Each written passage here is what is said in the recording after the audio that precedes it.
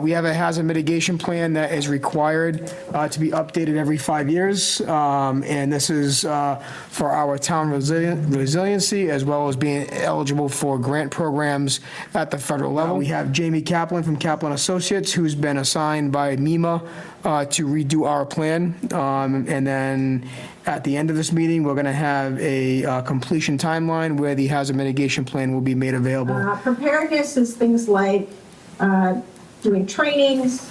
It includes things like rushing to the supermarket for supplies before a big snowstorm. It's keeping a flashlight in your car. It's things that you want to have on hand or things that you want to do when you know a disaster is about to happen. Response and recovery are pretty self-explanatory, right? Responding to disasters, I think that's easy to understand. Recovery is really putting things back together the way they were. But when you think about hazard mitigation, what we're talking about is what you can do to lessen levels of risk.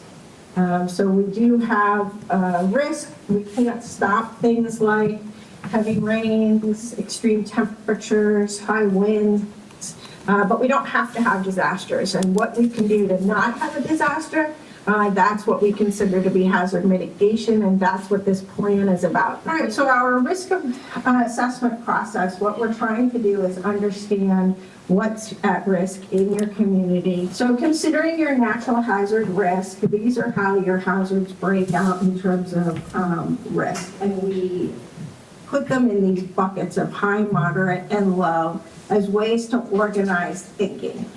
And it's not important to think about our severe winter storms really a higher hazard than other severe weather. It doesn't matter. They're both high risk to the community. And you want to have these buckets so that you're thinking about risk in terms of how you're going to mitigate risk, how you're going to use your resources.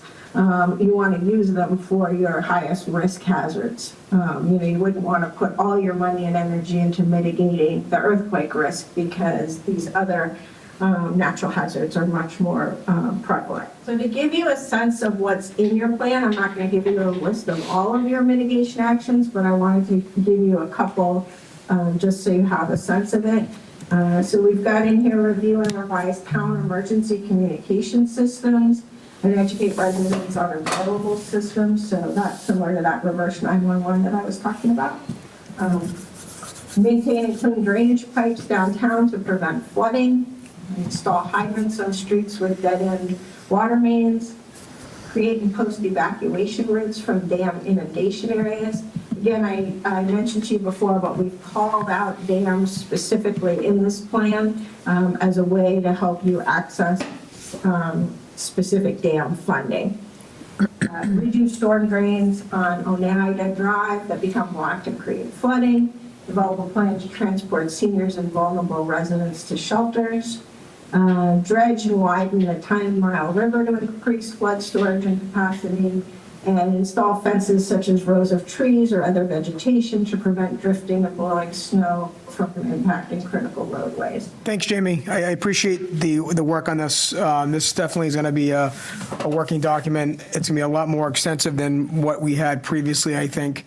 And I want to thank you and MEMA for the support to have this report done.